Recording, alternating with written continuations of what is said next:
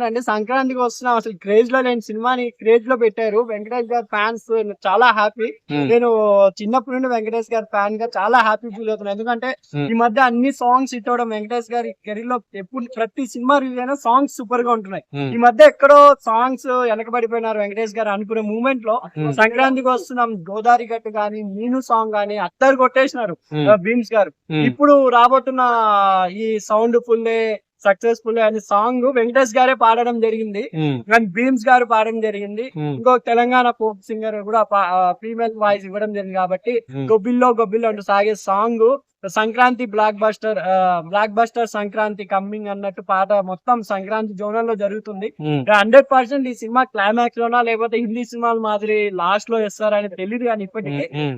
వెంకటేష్ గారు అయితే as a fan గా నేను జెమినీ తర్వాత ఫస్ట్ టైం డాన్స్ చేసినట్టుంది ఆయన. హ్మ్. అంటే జెమినీలో ఏ పోడు హ్మ్. విజిల్ పోడు అని సాంగ్ ఉంది కదా, అవును. ఆ సాంగ్ మాదిరి ఇద్దరు హీరోల మధ్యలో అద్దరు కొట్టేసినారు వెంకటేష్ గారు. ఈ ఏజ్ లో కూడా ఆ గ్రేస్నెస్ ఆ డాన్స్ చూస్తుంటే హ్మ్. ఆయన ఇంకా సినిమా చేయాలనే జోష్ లో ఉన్నారని అనిపిస్తుంది. వెంకటేష్ గారు పంచకట్టు ఎలా అనిపించింది? సూపర్ అనిపించింది. సినిమాలో మొత్తం సగం సినిమా మొత్తం పంచకట్టు మీద ఉంటారని అనిల్ రావిపూడి గారు చెప్పడం జరిగింది కాబట్టి హ్మ్. యాజ్ ఏ ఆయన గురువు తర్వాత జింగిడి జింగి అని సాంగ్ పాడారు కదా గురువులో, అవును. ఆ సాంగ్ తర్వాత మళ్ళీ పాడడం జరిగింది. హ్మ్. చాలా జోష్ గా అసలు ఆ విజువల్ చూపిస్తుంటే వెంకటేష్ గారు పాడింది హ్మ్. ఎంత జోష్ గా పాడారంటే హ్మ్. యాక్చువల్లీ సౌండ్ ఫుల్లీ అని సూపర్ గా పాడారు. హ్మ్. గొబ్బిల్లో గొబ్బిల్లో అంటూ స్టార్ట్ అవుతుంది సాంగ్. హ్మ్. ఈ సంక్రాంతికి నిజంగా అండి అన్ని సినిమాలతో పాటు సంక్రాంతి వస్తున్నా కూడా బ్లాక్ బస్టర్ హిట్ అవుతుంది. హ్మ్. వెంకటేష్ గారికి ఇంకా బూస్ట్ ఇస్తుందని నా అభిప్రాయం అండి. ఏంటి ఇది సంక్రాంతి పండుగ గుర్తు చేసే ఒక సాంగ్ మొత్తం అదే అండి, సంక్రాంతి బ్లాక్ బస్టర్ అని సాంగ్ సాగుతుంది. బ్లాక్ బస్టర్ సంక్రాంతి కమ్మింగ్ అన్నట్టు. నిజంగా సంక్రాంతి పండుగ గురించి చాలా బాగా రామవేద శాస్త్రి ఒక ఫుల్ జోక్ సాంగ్ రాశారు. జోష్ లో ఉన్న సాంగ్ తో పాటు మీనింగ్ ఫుల్ కూడా రాశారు రామజోగ శాస్త్రి గారు. నిజంగా పల్లెలో చేసుకోవాలి సంక్రాంతి అన్నట్టు కూడా విజువల్ సాగుతుంది. మనము లిరిక్స్ చూస్తే ఎందుకంటే ఇప్పుడు హైదరాబాద్ కూడా చూడండి ఖాళీ అయిపోతుంది సంక్రాంతి రాగానే. హ్మ్. సంక్రాంతి అంటే విలేజెస్ కి పుట్టినళ్ళు అన్నట్టు సంక్రాంతి పండుగను గొబ్బిళ్ళలతో ఎంత బాగా విలేజెస్ లో చేసుకుంటారు అనేది గుర్తు చేస్తుంది సాంగ్. జోస్ఫుల్ గా కూడా థియేటర్ లో నిజంగా ఫస్ట్ టైం వెంకటేష్ ఫ్యాన్స్ అద్దరు కొట్టే డాన్స్ చేస్తారని నా అభిప్రాయం అండి. ఏంటి మీరు సాంగ్ పాడమంటే మీరు పడతారా సాంగ్?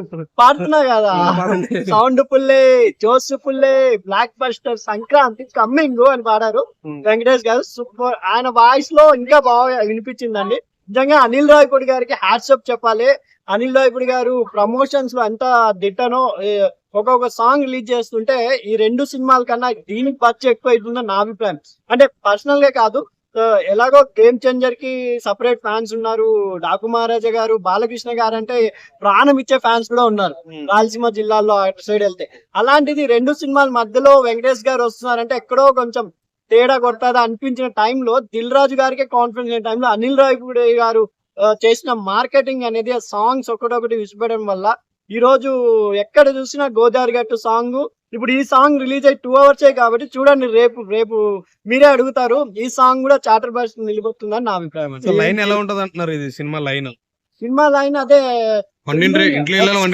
ఎక్స్ కాపు ఎక్స్ లవర్ ఒక ప్రెసెంట్ వైఫ్ అన్నట్టు స్టోరీ సాగుతుంది అన్నారు.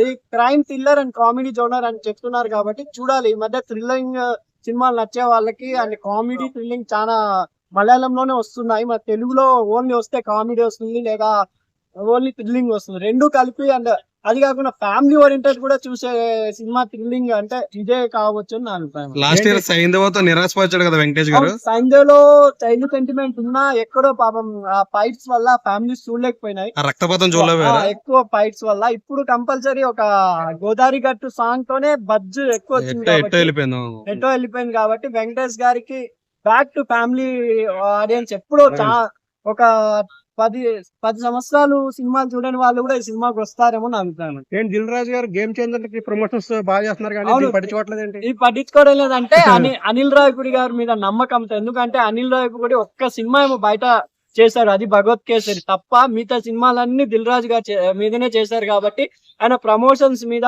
కాన్ఫిడెన్స్. ఎందుకంటే ఆల్రెడీ సంక్రాంతికి చాలా హిట్లు ఇచ్చారు, 3 సినిమాలు హిట్ అయినాయి అనిల్ రావిపూడి గారిది.